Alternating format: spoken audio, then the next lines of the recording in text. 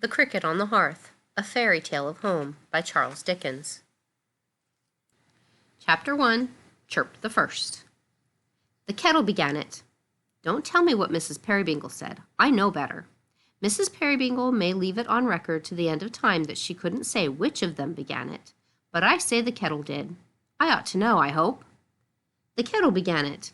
Full 5 minutes by the little waxy-faced Dutch clock in the corner before the cricket uttered a chirp. As if the clock hadn't finished striking, and the convulsive little haymaker at the top of it, jerking away right and left with a scythe in front of a Moorish palace, hadn't mowed down half an acre of imaginary grass before the cricket joined in at all. Why, I'm not naturally positive. Everyone knows that. I wouldn't set my own opinion against the opinion of Mrs. Peerybingle unless I were quite sure, on any account whatever. Nothing should induce me, but this is a question of fact, and the fact is that the kettle began it, at least 5 minutes before the cricket gave any sign of being in existence.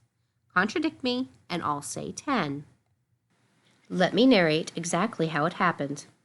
I should have proceeded to do so in my very first word, but for this plain consideration, if I am to tell a story, I must begin at the beginning, and how it is possible to begin at the beginning without beginning at the kettle. It appears as if there were a sort of match or trial of skill, you must understand, between the kettle and the cricket, and this is what led to it, and how it came about.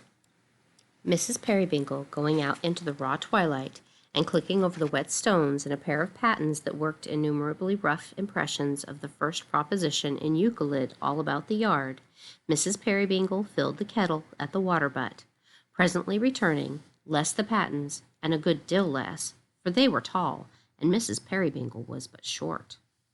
She set the kettle on the fire, in doing which she lost her temper, or mislaid it for an instant, for the water being uncomfortably cold, and in that slippery, slushy, sleety sort of state wherein it seems to penetrate through every kind of substance, patten rings included, had laid hold of Mrs. Peerybingle's toes, and even splashed her legs, and when we rather plume ourselves, with reason too, upon our legs, and keep ourselves particularly neat in point of stockings, we find this, for the moment, hard to bear. Besides, the kettle was aggravating and obstinate. It wouldn't allow itself to be adjusted on the top bar. It wouldn't hear of accommodating itself kindly to the knobs of coal. It would lean forward with a drunken air and dribble, a very idiot of a kettle, on the hearth. It was quarrelsome, and hissed and sputtered morosely at the fire. To sum up all, the lid resisted Mrs. Peerybingle's fingers. First of all turned topsy-turvy, and then, with an ingenious pertinacity deserving of a better cause, dived sideways in, down to the very bottom of the kettle, and the whole of the Royal George was never made half the monstrous resistance to coming out of the water, which the lid of that kettle employed against Mrs. Peerybingle before she got it up again. It looked sullen and pig-headed enough, even then, carrying its handle with an air of defiance, and cocking its spout pertly and mockingly at Mrs. Peerybingle, as if it said, "I won't boil. Nothing shall induce me." But Mrs. Peerybingle, with restored good humor, dusted her chubby little hands against each other, and sat down before the kettle, laughing.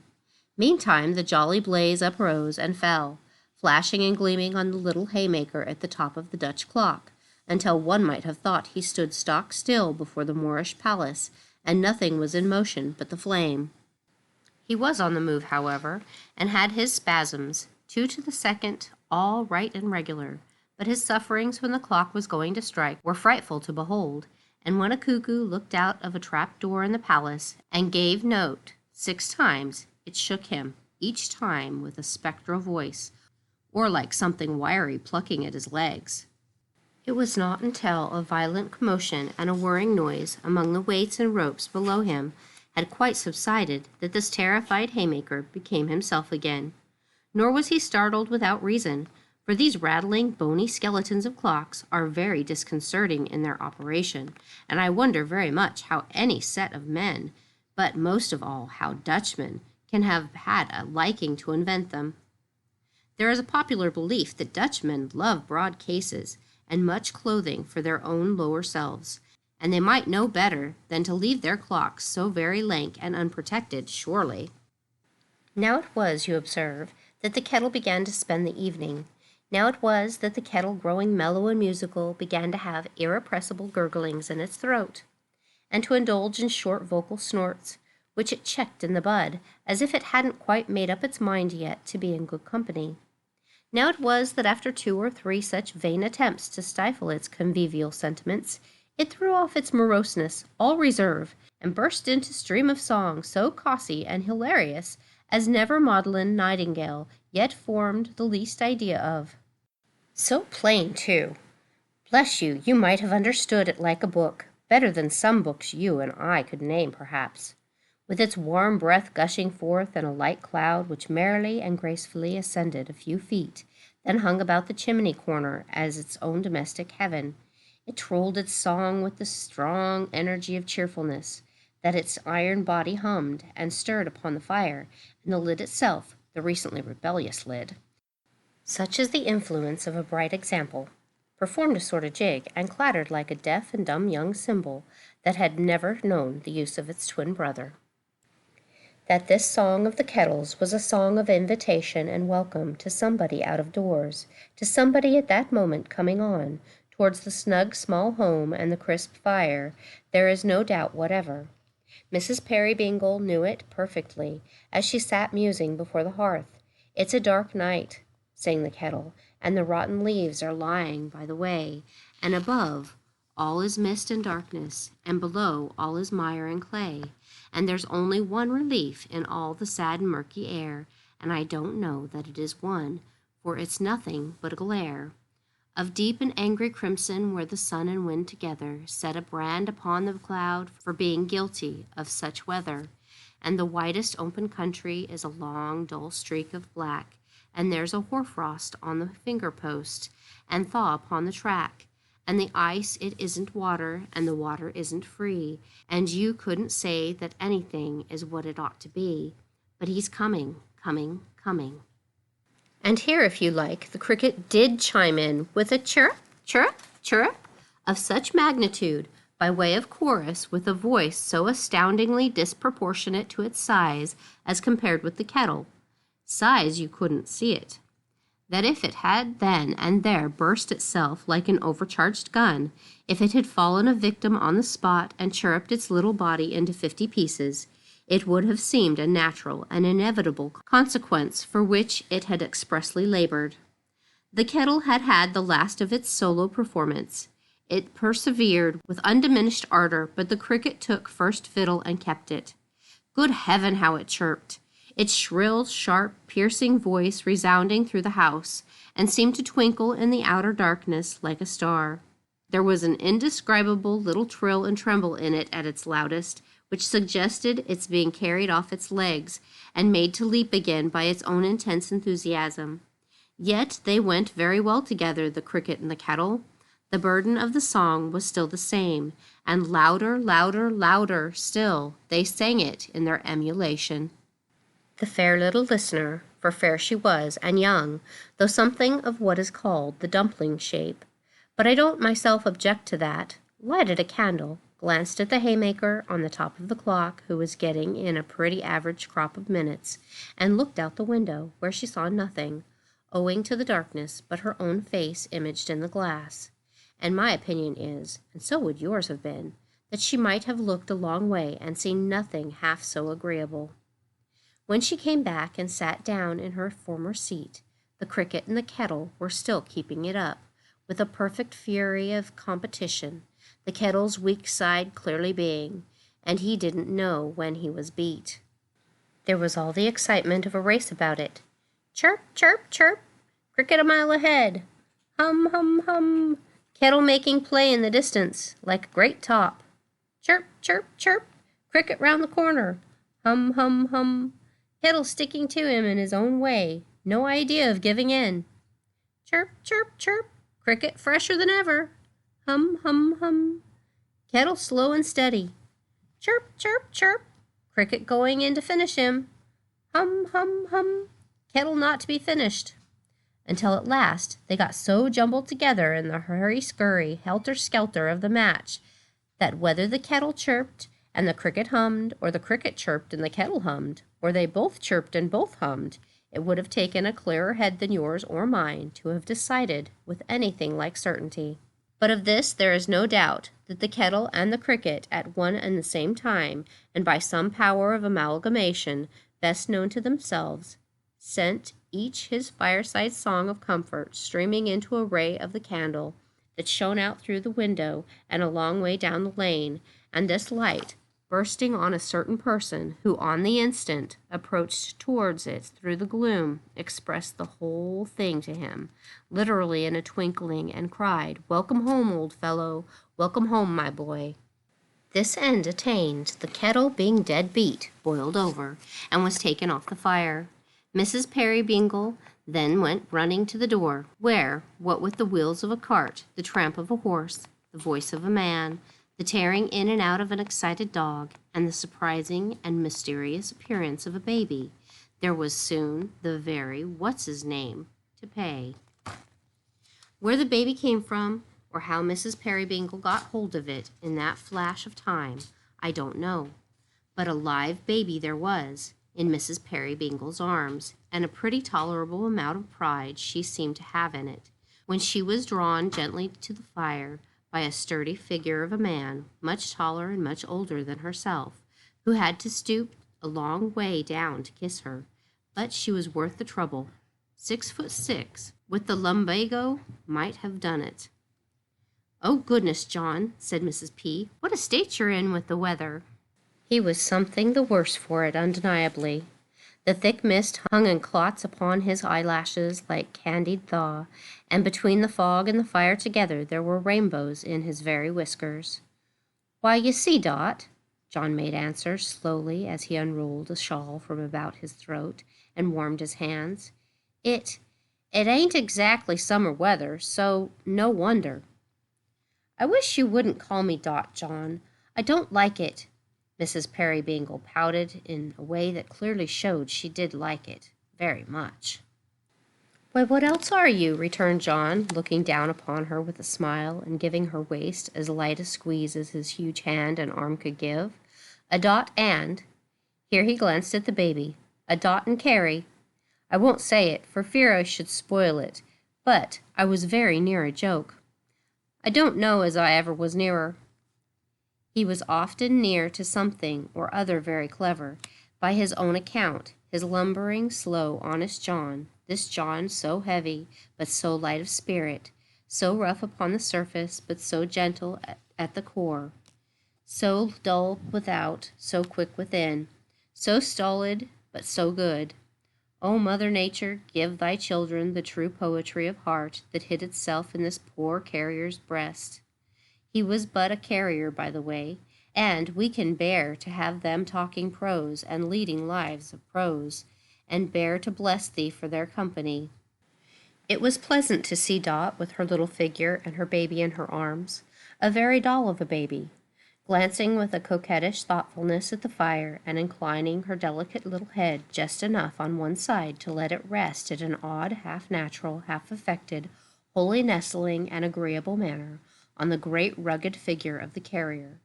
It was pleasant to see him, with his tender awkwardness, endeavoring to adapt his rude support to her slight need, and make his burly middle age a leaning staff not inappropriate to her blooming youth.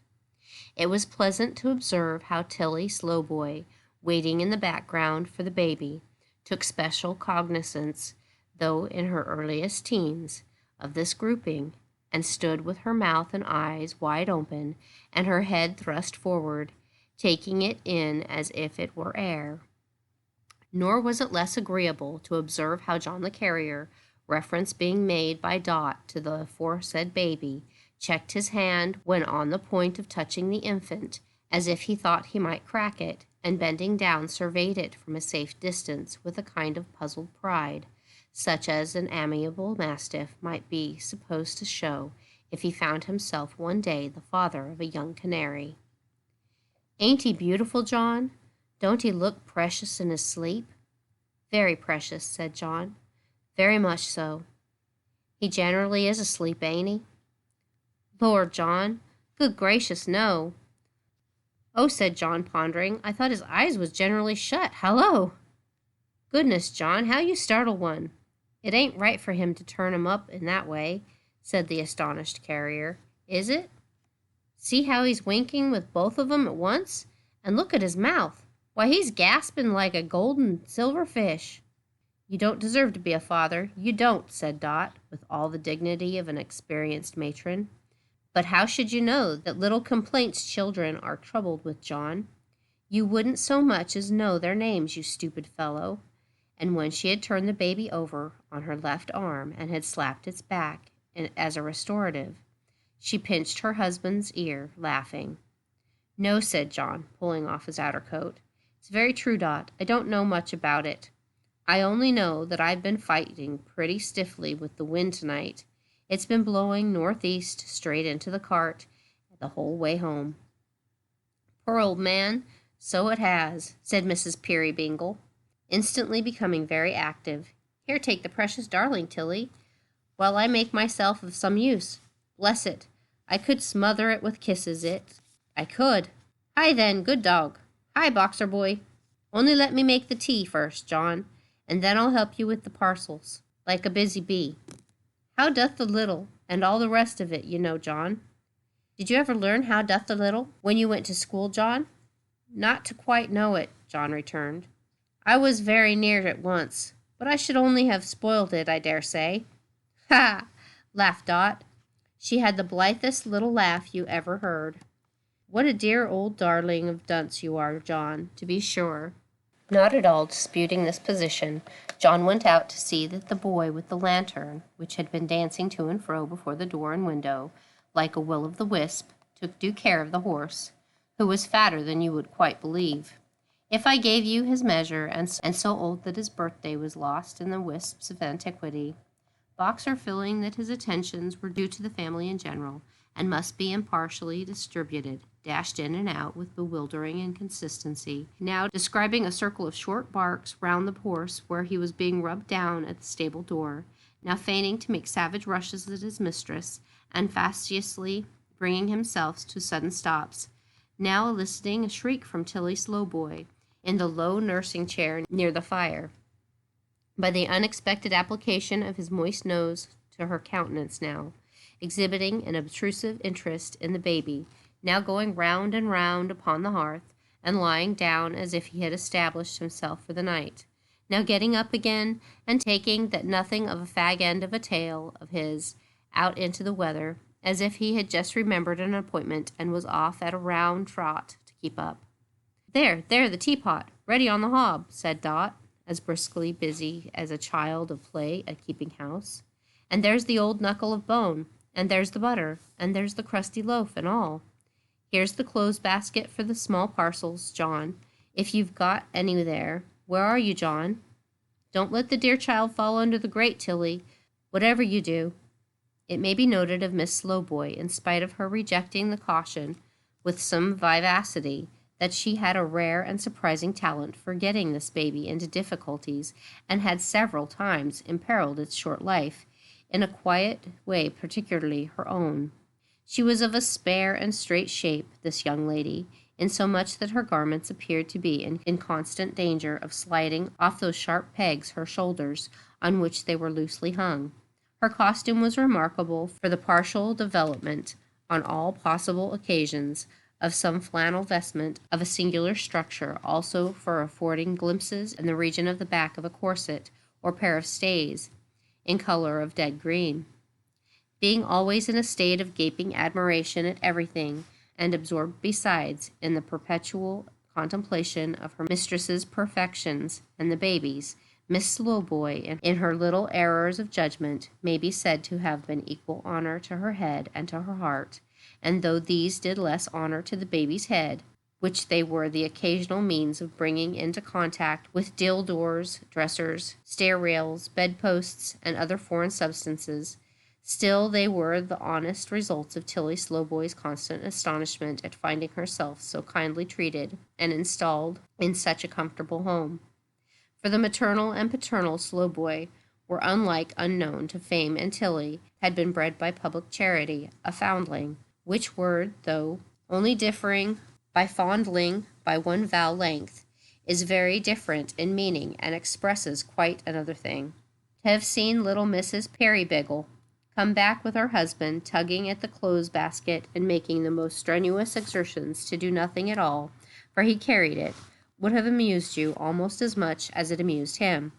It may have entertained the cricket too, for anything I know, but certainly it now began to chirp again, vehemently. "Heyday," said John, in his slow way. "It's merrier than ever tonight, I think. And it's sure to bring us good fortune, John. It always has done so. To have a cricket on the hearth is the luckiest thing in all the world." John looked at her as if he had very nearly got the thought into his head that she was his cricket in chief, and he quite agreed with her. But it was probably one of his narrow escapes, for he said nothing. "The first time I heard its cheerful little note, John, was on that night when you brought me home, when you brought me to my new home here, its little mistress, nearly a year ago. You recollect, John?" Oh, yes, John remembered. "I should think so. Its chirp was such a welcome to me. It seemed as full of promise and encouragement. It seemed to say you would be kind and gentle with me, and would not expect, I had a fear of that, John, then, to find an old head on the shoulders of your foolish little wife." John thoughtfully patted one of the shoulders and then the head, as though he would have said no, no. He had had no such expectations. He had been quite content to take them as they were, and really he had reason. They were very comely. "It spoke the truth, John, when it seemed to say so, for you have ever been, I am sure, the best and most considerate, most affectionate of husbands to me. This has been a happy home, John, and I love the cricket for its sake." "Why, so do I, then," said the carrier. "So do I, Dot. I love it for the many times I've heard it, and the many thoughts its harmless music has given me. Sometimes in the twilight, when I have felt a little solitary and downhearted, John, before baby was here to keep me company and make the house gay, when I have thought how lonely you would be if I should die, how lonely I should be if I could know that you had lost me, dear, its chirp, chirp, chirp upon the hearth has seemed to tell me of another little voice, so sweet, so very dear to me, before whose coming sound my trouble vanished like a dream. And when I used to fear, I did fear once, John, I was very young, you know, that ours might prove to be an ill-assorted marriage, I being such a child, and you more like my guardian than my husband, and that you might not, however hard you tried, be able to learn to love me, as you hoped and prayed you might. Its chirp, chirp, chirp has cheered me up again, and filled me with new trust and confidence. I was thinking of these things tonight, dear, when I sat expecting you, and I love the cricket for their sake." "And so do I," repeated John. "But, Dot, I hope and pray that I might learn to love you." "How you talk! I had learnt that long before I brought you here, to be the cricket's little mistress, Dot." She laid her hand an instant on his arm and looked up at him with an agitated face, as if she would have told him something. Next moment she was down upon her knees before the basket, speaking in a sprightly voice, and busy with the parcels. "There are not many of them tonight, John, but I saw some goods behind the cart just now, and though they give more trouble, perhaps still they pay as well. So we have no reason to grumble, have we? Besides, you've been delivering, I dare say, as you came along." "Oh, yes," said John, "a good many." "Why, what's this round box? Heart alive, John, it's a wedding cake." "Leave a woman alone to find out that," said John admiringly. "Now a man would never have thought of it. Whereas it's my belief that if you was to pack a wedding cake up in a tea chest, or a turn-up bedstead, or a pickled salmon keg, or any unlikely thing, a woman would be sure to find it out directly. Yes, I called for it at the pastries cook's. And it weighs I don't know what, whole 100 weights," cried Dot, making a great demonstration of trying to lift it. "Whose is it, John? Where's it going?" "Read the writing on the other side," said John. "Why, John, my goodness, John!" "Ah, who'd have thought it?" John returned. "You never mean to say," pursued Dot, sitting on the floor and shaking her head at him, "that it's Gruff and Tackleton's, the toy-maker?" John nodded. Mrs. Peerybingle nodded also, 50 times at least, not an assent, in dumb and pitying amazement, screwing up her lips the while with all their little force. They were never made for screwing up, I am clear of that, and looking the good carrier through and through in her abstraction. Miss Slowboy, in the meantime, who had a mechanical power of reproducing scraps of current conversation for the delectation of the baby, with all the sense struck out of them, and all the nouns changed into the plural nouns, inquired aloud of that young creature, was it Gruffs and Tackletons, the toy makers, then? And would it call at pastry cooks for wedding cakes? And did its mothers know the boxes when its fathers brought them home, and so on? And that is really to come about, said Dot. Why, she and I were girls at school together, John. He might have been thinking of her, or nearly thinking of her, perhaps, as she was in that same school time. He looked upon her with a thoughtful pleasure that he made no answer. And he's as old, as unlike her. Why, how many years older than you is Gruff and Tackleton, John? How many more cups of tea shall I drink tonight in one sitting than Gruff and Tackleton ever took in 4, I wonder, replied John good-humoredly, as he drew a chair to the round table and began at the cold ham. As to eating, I eat but little, but that little I enjoy, Dot. Even this, his usual sentiment at mealtimes, one of his innocent delusions, for his appetite was always obstinate, and flatly contradicted him, awoke no smile in the face of his little wife, who stood among the parcels, pushing the box cake slowly from her with her foot, and never once looked, though her eyes were cast down, too, upon the dainty shoe she generally was so mindful of. Absorbed in thought, she stood there, heedless alike of the tea and John, although he called to her and rapped the table with his knife to startle her, until he rose and touched her on the arm, when he looked at her for a moment and hurried to her place behind the tea-board, laughing at her negligence, but not as she had laughed before. The manner of the music was quite changed. The cricket, too, had stopped. Somehow the room was not as cheerful as it had been, nothing like it.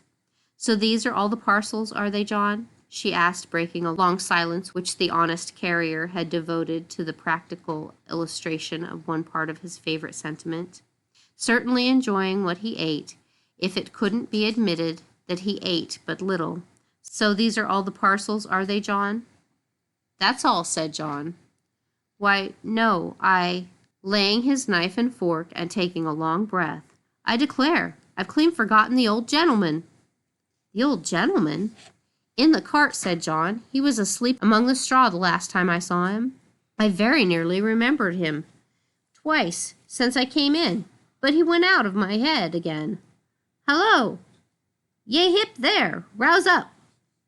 That's my hearty. John said these latter words outside the door, whither he had hurried with the candle in his hand.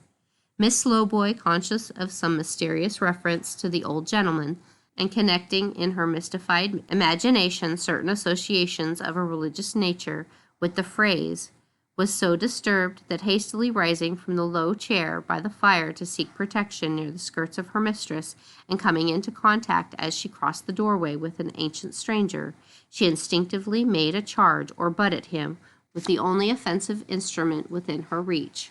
The instrument happening to be the baby. Great commotion and alarm ensued, which the sagacity of Boxer rather tended to increase, for the good dog, more thoughtful than its master, had, it seemed, been watching the old gentleman in his sleep, lest he should walk off with the few young poplar trees that were tied up behind the cart, and he still attended on them very closely, worrying his gaiters, in fact, and making dead sets at the buttons. You're such an undeniable good sleeper, sir, said John, when tranquillity was restored. In the meantime, the old gentleman had stood, bareheaded and motionless, in the center of the room, that I have half a mind to ask you where the other 6 are, only that would be a joke, and I know I should spoil it.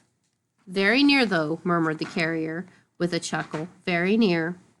The stranger, who had long white hair, good features, singular bold and very defined for an old man, and dark, bright, penetrating eyes, looked round with a smile and saluted the carrier's wife by gravely inclining his head. His garb was very quaint and odd, a long, long way behind the time. Its hue was brown all over, In his hand he held a great brown club or walking stick, and striking this upon the floor, it fell asunder and became a chair, on which he sat down quite composedly. "There," said the carrier, turning to his wife, "that's the way I found him, sitting by the road, upright as a milestone, and almost as deaf." "Sitting in the open air, John?" "In the open air," replied the carrier, "just at dusk." "Carriage paid," he said, "and gave me 18 pence. Then he got in, and there he is." "He's going, John, I think." "Not at all. He was only going to speak." "If you please, I was to be left till called for," said the stranger mildly. "Don't mind me."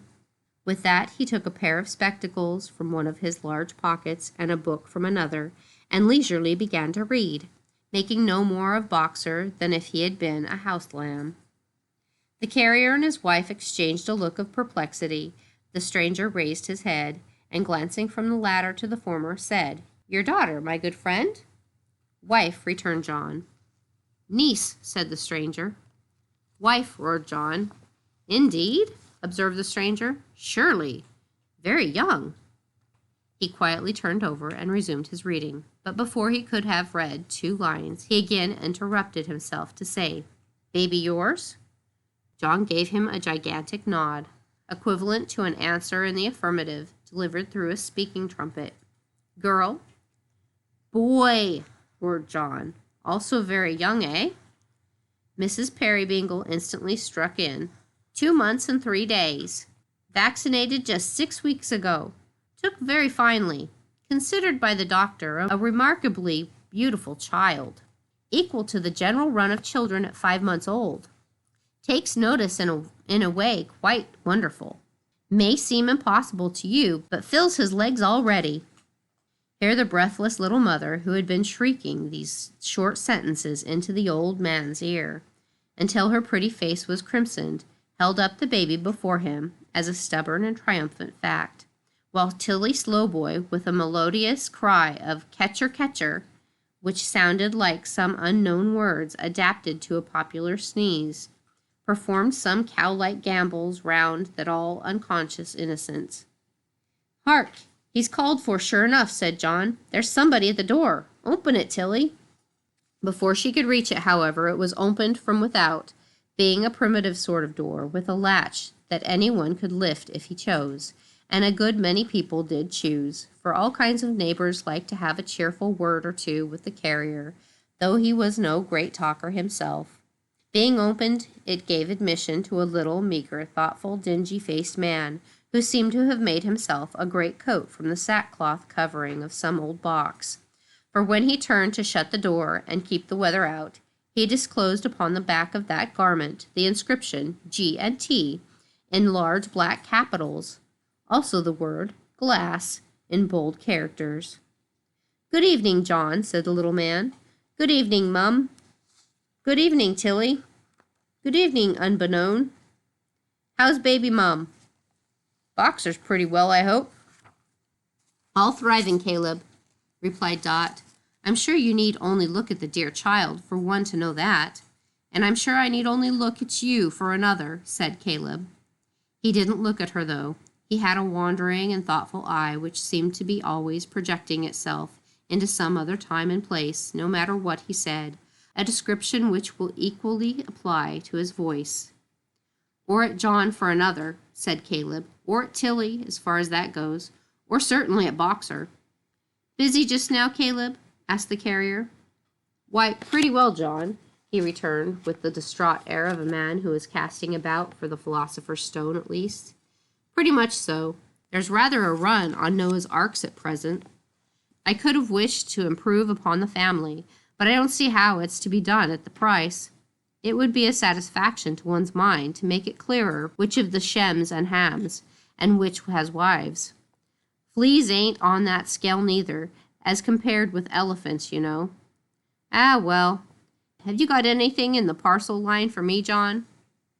The carrier put his hand into a pocket of the coat he had taken off, and brought out, carefully preserved in moss and paper, a tiny flower pot.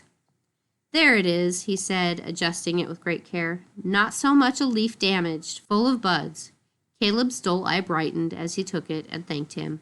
Dear Caleb, said the carrier, very dear at this season. Never mind that. It would be cheap to me, whatever it cost, returned the little man. Anything else, John? A small box, replied the carrier. Here you are. For Caleb Plummer, said the little man, spelling out the direction.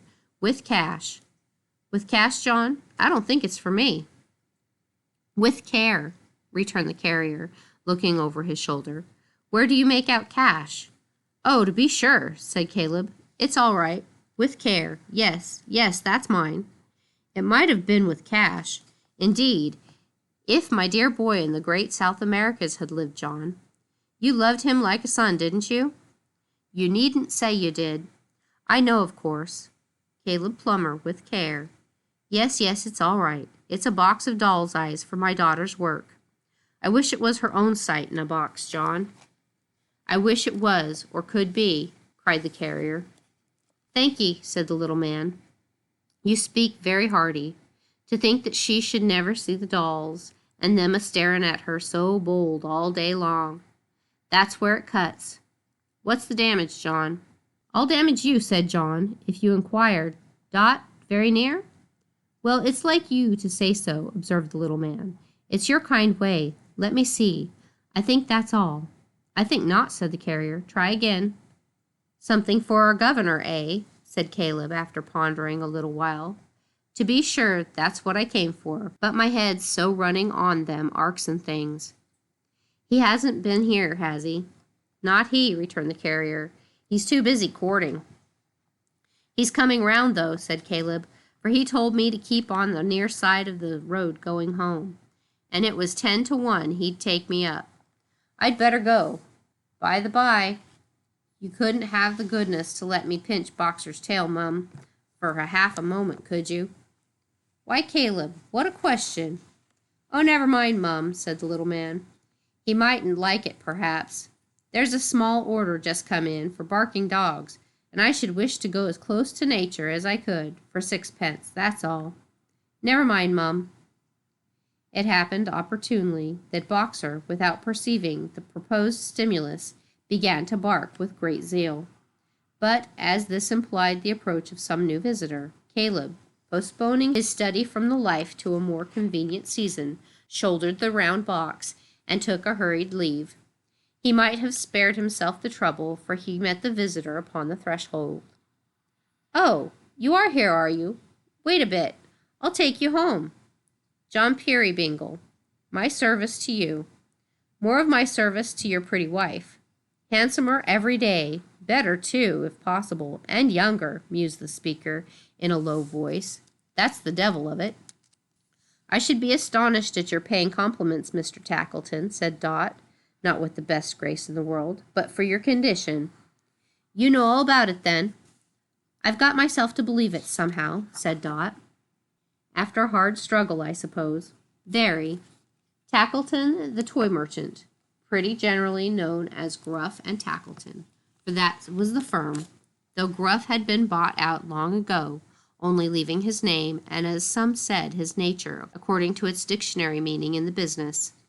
Tackleton, the toy merchant, was a man whose vocation had been quite misunderstood by his parents and guardians. If they had made him a moneylender, or a sharp attorney, or a sheriff's officer, or a broker, he might have sown his discontented oats in his youth, and after having had the full run of himself in ill-natured transactions, might have turned out amiable at last for the sake of a little freshness and novelty. But cramped and chafing in the peaceable pursuit of toy-making, he was a domestic ogre. He had been living on children all his life, and was their implacable enemy. He despised all toys, wouldn't have bought one for the world, delighted in his malice to insinuate grim expressions into the faces of brown paper farmers who drove pigs to market, bellmen who advertised lost lawyers' consciences, movable old ladies who darned stockings or carved pies, and other like examples of his stock in trade, in appalling masks, hideous, hairy, red-eyed jacks in boxes, vampire kites, demoniacal tumblers who wouldn't lie down, and were perpetually flying forward to stare infants out of countenance. His soul perfectly revelled. They were his only relief and safety valve. He was great in such inventions, Anything suggested of a pony nightmare was delicious to him. He had even lost money, and he took to that toy very kindly, by getting up goblin slides for magic lanterns, whereupon the powers of darkness were depicted as a sort of supernatural shellfish with human faces. In intensifying the portraiture of giants, he had sunk quite a little capital, and though no painter himself, he could indicate for the instruction of his artists, with a piece of chalk, a certain furtive leer for the countenances of those monsters, which was safe to destroy the peace of mind of any young gentleman between the ages of 6 and 11, for the whole Christmas or midsummer vacation. What he was in toys, he was, as most men are, in other things. You may easily suppose, therefore, that within the great green cape, which reached down to the calves of his legs, there was buttoned up to the chin an uncommonly pleasant fellow, and that he was about as choice a spirit and as agreeable a companion as ever stood in a pair of bull-headed looking boots with mahogany-colored tops. Still Tackleton, the toy merchant, was going to be married. In spite of all this, he was going to be married, and to a young wife, too, a beautiful young wife. He didn't look much like a bridegroom as he stood in the carrier's kitchen with a twist in his dry face and a screw in his body, and his hat jerked over the bridge of his nose, and his hands tucked down into the bottoms of his pockets, and his whole sarcastic, ill-conditioned self peering out of one little corner of one little eye, like the concentrated essence of any number of ravens. But a bridegroom he designed to be. In 3 days' time, next Thursday, the last day of the first month in the year, that's my wedding day, said Tackleton. Did I mention that he had always one eye wide open and one eye nearly shut, and that the one eye nearly shut was always the expressive eye? I don't think I did. That's my wedding day, said Tackleton, rattling his money. Why, it's our wedding day, too, exclaimed the carrier. Ha ha, laughed Tackleton. Odd, you're just such another couple, just. The indignation of Dot at this presumptuous assertion is not to be described. What next? His imagination would compass the possibility of just such another baby. Perhaps the man was mad. I say, a word with you, murmured Tackleton, nudging the carrier with his elbow and taking him a little apart. You'll come to the wedding?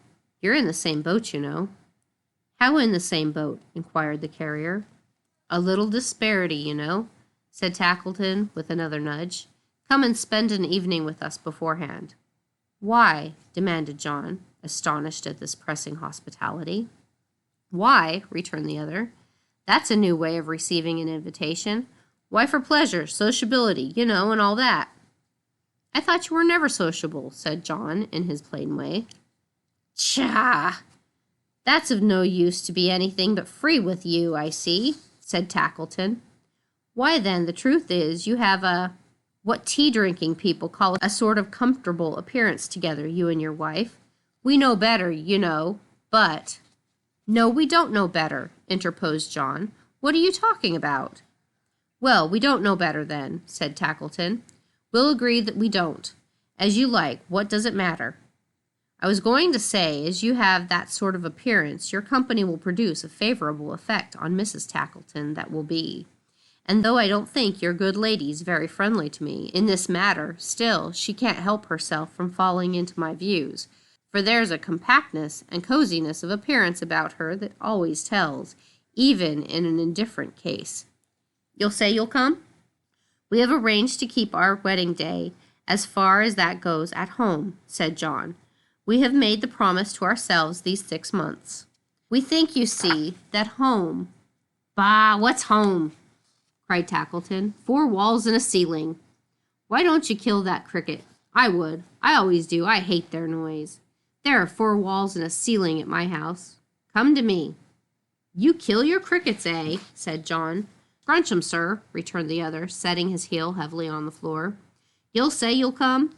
It's as much your interest as mine, you know, that the women must persuade each other that they're quiet and contented, and couldn't be better off. I know their way. Whatever one woman says, another woman's determined to clinch always. There's that spirit of emulation among 'em, sir, that if your wife says to my wife, I'm the happiest woman in the world, and mine's the best husband in the world, and I dote on him, My wife will say to yours or more and half believe it." "Do you mean to say she don't, then?" asked the carrier. "Don't?" cried Tackleton with a short, sharp laugh. "Don't what?"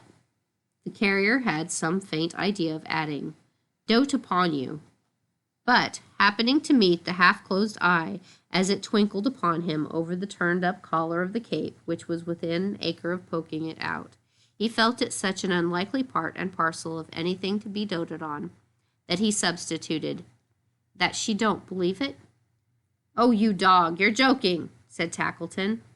But the carrier, though slow to understand the full drift of his meaning, eyed him in such a serious manner that he was obliged to be a little more explanatory. "I hate the humor," said Tackleton, holding up the fingers of his left hand and tapping the forefinger to imply, "There I am, Tackleton to wit. I have the humor, sir, to marry a young wife, and a pretty wife." Here he rapped his little finger to express the bride, not sparingly, but sharply, with a sense of power. "I'm able to gratify that humor, and I do. It's my whim. But now look there." He pointed to where Dot was sitting, thoughtfully, before the fire, leaning her dimpled chin upon her hand and watching the bright blaze. The carrier looked at her, and then at him, and then at her, and then at him again. "She honors and obeys, no doubt, you know," said Tackleton, "and that, as I am not a man of sentiment, is quite enough for me. But do you think there's anything more in it?" "I think," observed the carrier, "that I should chuck any man out of the window who said there wasn't." "Exactly so," returned the other with an unusual alacrity of assent. "To be sure, doubtless you would. Of course, I'm certain of it. Good night, pleasant dreams." The carrier was puzzled and made uncomfortable and uncertain, in spite of himself. He couldn't help showing it in his manner.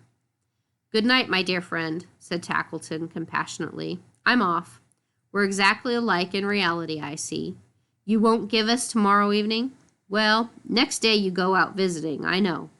I'll meet you there, and bring my wife that is to be. It'll do her good. You're agreeable? Thank ye. What's that?" It was a loud cry from the carrier's wife, a loud, sharp, sudden cry that made the room ring like a glass vessel. She had risen from her seat and stood like one transfixed by terror and surprise. The stranger had advanced towards the fire to warm himself, and stood within a short stride of her chair, but quite still. "Dot!" cried the carrier. "Mary! Darling! What's the matter?" They were all about her in a moment. Caleb, who had been dozing on the cake-box in the first imperfect recovery of his suspended presence of mind, seized Miss Slowboy by the hair of her head, but immediately apologized. "Mary!" exclaimed the carrier, supporting her in his arms. "Are you ill? What is it? Tell me, dear." She only answered by beating her hands together and falling into a wild fit of laughter. Then, sinking from his grasp upon the ground, she covered her face with her apron and wept bitterly. And then she laughed again, and then she cried again, and then she said how cold it was, and suffered him to lead her to the fire, where she sat down as before, the old man standing as before, quite still. "I'm better, John," she said. "I'm quite well now. John!" But John was on the other side of her.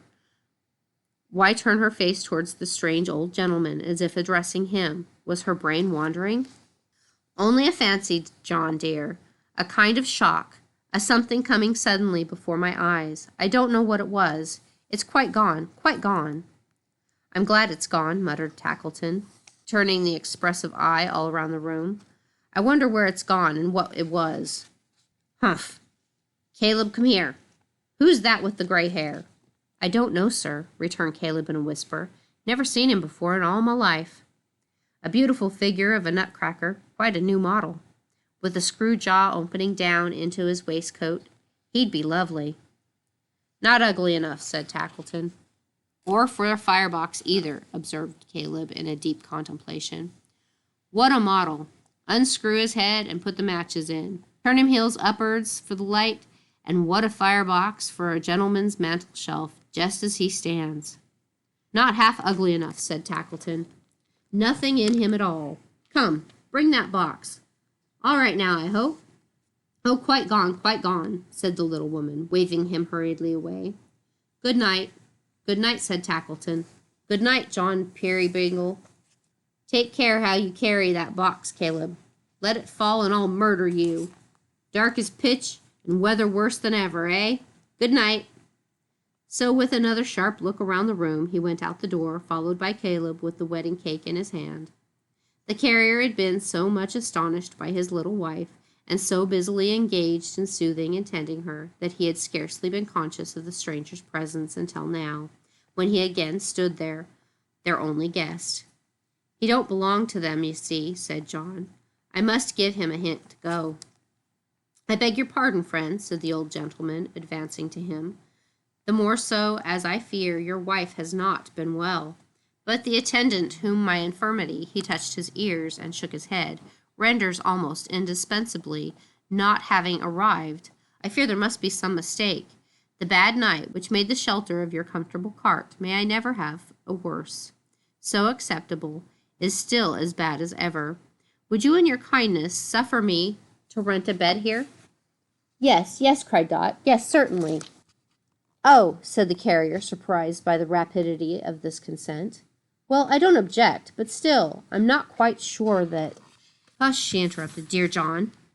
"Why, he's stone deaf," urged John. "I know he is, but—" "Yes, sir, certainly. Yes, certainly. I'll make him up a bed directly, John."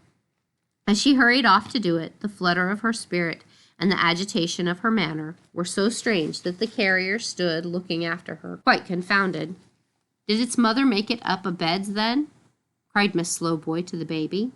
"And did its hair grow brown and curly when its caps was lifted off, and frighten it, a precious pets, a-sittin' by the fires?" With that unaccountable attraction of the mind to trifles, which is often incidental to a state of doubt and confusion, the carrier, as he walked slowly to and fro, found himself mentally repeating even those absurd words many times, so many times that he got them by heart, and was still conning them over and over, like a lesson, when Tilly, after administering as much friction to the little bald head with her hand as she thought wholesome, according to the practice of nurses, that once more tied the baby's cap on. "And frighten it, a precious pets, a-sittin' by the fires. What happened, Dot, I wonder?" mused the carrier, pacing to and fro. He scouted from his heart the insinuations of the toy merchant, and yet they filled him with a vague, indefinable uneasiness. For Tackleton was quick and sly, and he had that painful sense himself of being a man of slow perception, that a broken hint was always worrying to him. He certainly had no intention in his mind of linking anything that Tackleton had said with the usual conduct of his wife, but the two subjects of reflection came into his mind together, and he could not keep them asunder. The bed was soon made ready, and the visitor, declining all refreshment but a cup of tea, retired. Then Dot, quite well again, she sat quite well again, arranged the great chair in the chimney corner for her husband, filled his pipe and gave it to him, and took her usual little stool beside him on the hearth. She always would sit on that little stool. I think she must have had a kind of notion that it was a coaxing, wheedling little stool. She was out and out the very best filler of a pipe, I should say, in the 4 quarters of the globe. To see her put the chubby little finger in the bowl, and then blow down the pipe to clear the tube, and when she had done so, affect to think that there was really something in the tube, and blow a dozen times, and hold it to her eye like a telescope, with a most provoking twist in her capital little face as she looked down it, was quite a brilliant thing. As to the tobacco, she was perfect mistress of the subject, and her lighting of the pipe with a wisp of paper, when the carrier had it in his mouth, going so very near his nose, and yet not scorching it, was art, high art. And the cricket in the kettle turning up again acknowledged it. The bright fire blazing up again acknowledged it. The little mower on the clock in his unheeded work acknowledged it. The carrier in his smoothing forehead and expanding face acknowledged it, the readiest of all. And as he soberly and thoughtfully puffed on his old pipe, and the Dutch clock ticked, and as the red fire gleamed, and as the cricket chirped, and the genius of his hearth and home, for such a cricket was, came out in fairy shape into the room and summoned many forms of home about him, dots of all ages and all sizes filled the chamber. Dots who were merry children, running on before him, gathering flowers in the field. Coy Dots, half shrinking from, half yielding to, the pleading of his own rough image. Newly married Dots alighted at the door, and taking wondering possession of the household keys. Motherly little Dots, attended by fictitious slow boys, bearing babies to be christened. Matronly Dots, still young and blooming, watching dots of daughters as they danced at rustic balls. Fat Dots encircled and beset by troops of rosy grandchildren. Withered Dots who leaned on sticks and tottered as they crept along. Old carriers, too, appeared with blind old boxers lying at their feet, and newer carts with younger drivers. Peerybingle brothers on the tilt. The sick old carriers, tended by the gentlest hands, and graves of dead and gone old carriers, green in the churchyard.